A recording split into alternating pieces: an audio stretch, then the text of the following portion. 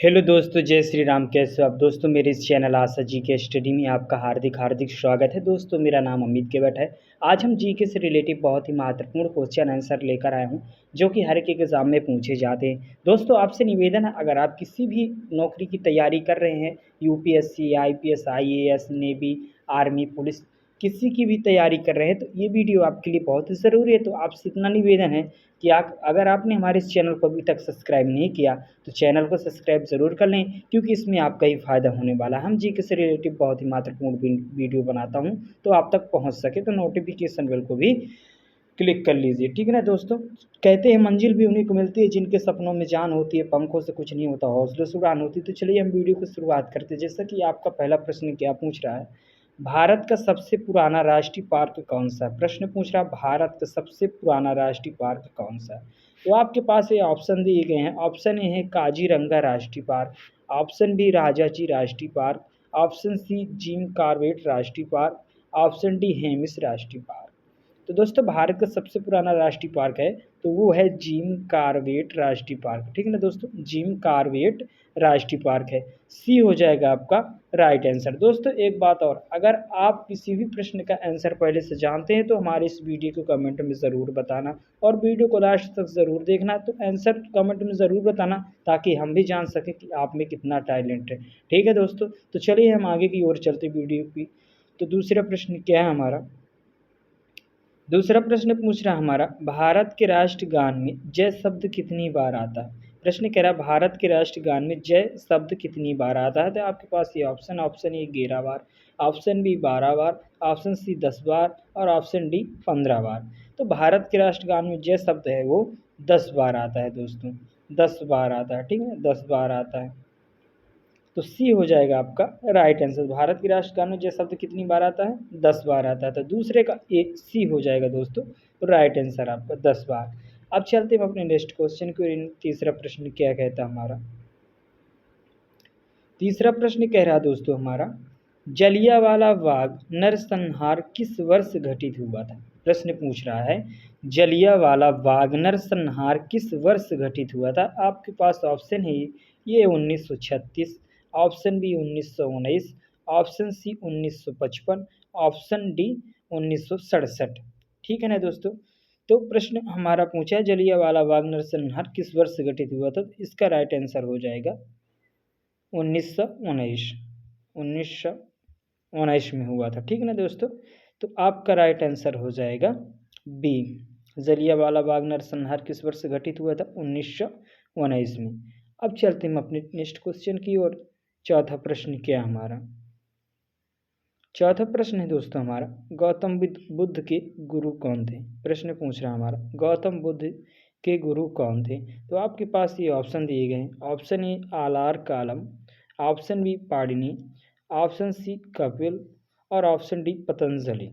प्रश्न हमारा पूछा गौतम बुद्ध के गुरु थे, तो वो गौतम बुद्ध के गुरु जो थे हमारे आलार कालम थे, ठीक है ना दोस्तों। आलार कालम थे, आलार कालम, ठीक है ना दोस्तों।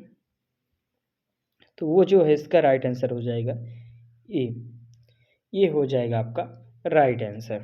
गौतम बुद्ध के गुरु आलार कालम थे। अब चलते हैं अपने नेक्स्ट क्वेश्चन की ओर। पांचवा प्रश्न क्या है हमारा? पांचवा प्रश्न पूछ रहा है दोस्तों हमारा, तुम मुझे खून दो मैं तुम्हें आज़ादी दूंगा, किसने कहा था? यह किसका नारा है? तुम मुझे खून दो मैं तुम्हें आज़ादी दूंगा, किसने कहा था? किसका नारा है? तो आपके पास ऑप्शन है, option A Subhash Chandra Bose, option B Pandit Jawaharlal Nehru, option C Mahatma Gandhi, और ऑप्शन डी भगत सिंह।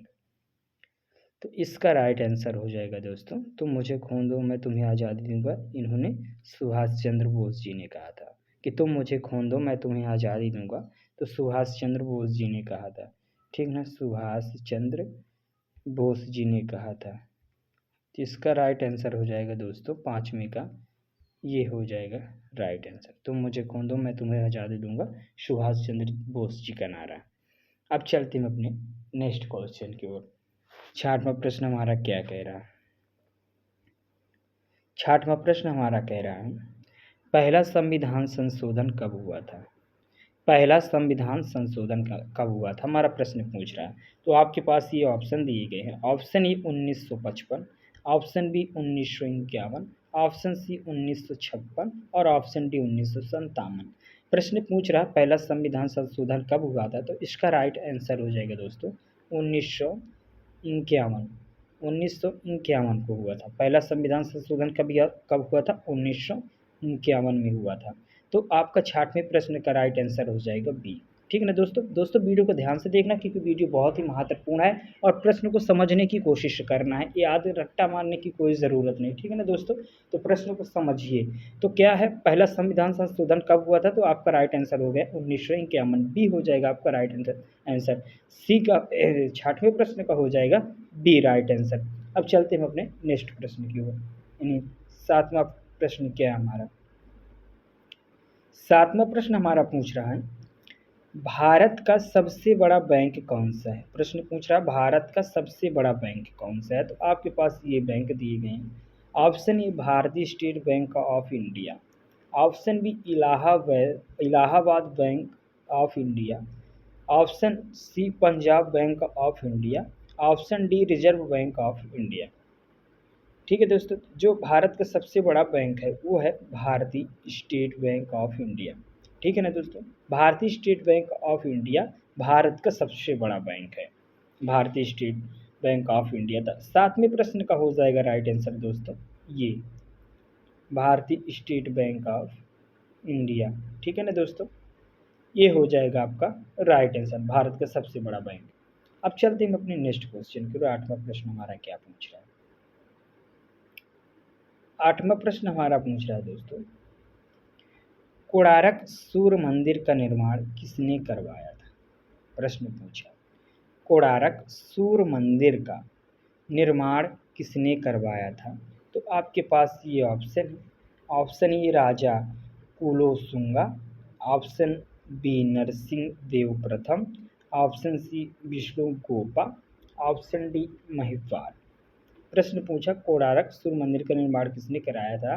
तो इसका राइट आंसर हो जाएगा बी नरसिंह देव प्रथम। नरसिंह देव प्रथम कोणार्क सूर्य मंदिर का निर्माण करवाया था।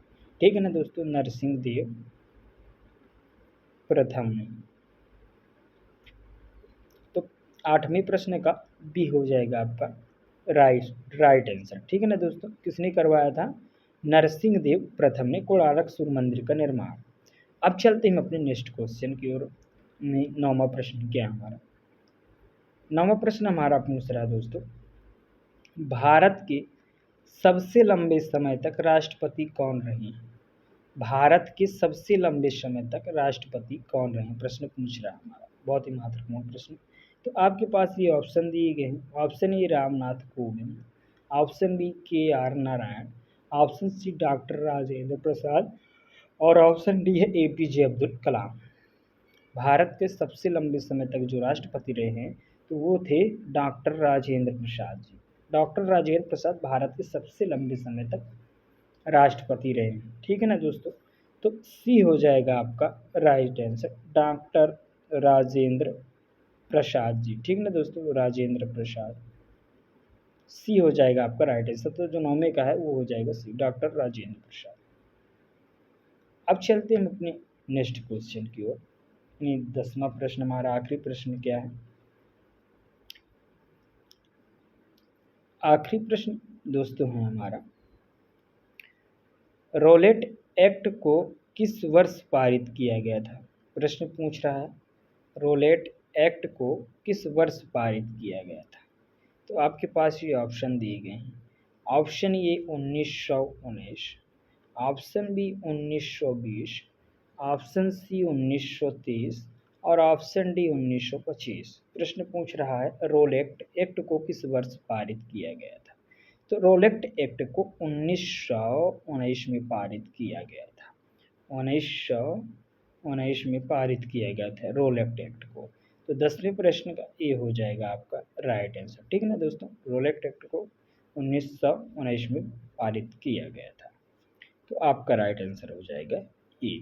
दोस्तों आपने हमारे इस वीडियो को वहाँ तक देखा तो आपका दिल से धन्यवाद करता हूँ। अगर आप हमारे इस चैनल को अभी तक सब्सक्राइब नहीं किए हैं तो चैनल को सब्सक्राइब ज़रूर कर दीजिए, क्योंकि हम जीके से रिलेटिव बहुत ही महत्वपूर्ण वीडियो बनाता हूँ, ताकि आपका एग्ज़ाम बढ़िया अच्छे से निकल जाए। और आप दोस्तों तक भी इस वीडियो को शेयर करिए, अपने रिश्तेदारों को भी शेयर करिए, अपने घर परिवार वालों को भी शेयर करिए, ताकि उनकी भी मदद हो सके और एग्ज़ाम को क्लियर कर सकें। दोस्तों, भगवान करे आपकी हर वो इच्छा पूरी हो, जिसके लिए आप दिन प्रतिदिन मेहनत कर रहे हैं। आपको समझाने की ज़्यादा ज़रूरत नहीं है, वैसे भी आप बहुत समझदार हैं। तो दोस्तों, हमारा आपसे यही निवेदन था कि आप हमारे इस चैनल को सब्सक्राइब कर लें और वीडियो को लाइक कर दें, और अगर कोई बात है तो कमेंट ज़रूर कर दीजिए, एक कमेंट ज़रूर कर दीजिए। चलिए, तब तक के लिए जय श्री राम, जय हिंद, वंदे मातरम। मिलता हूँ अगले वीडियो पर। भारत माता की जय।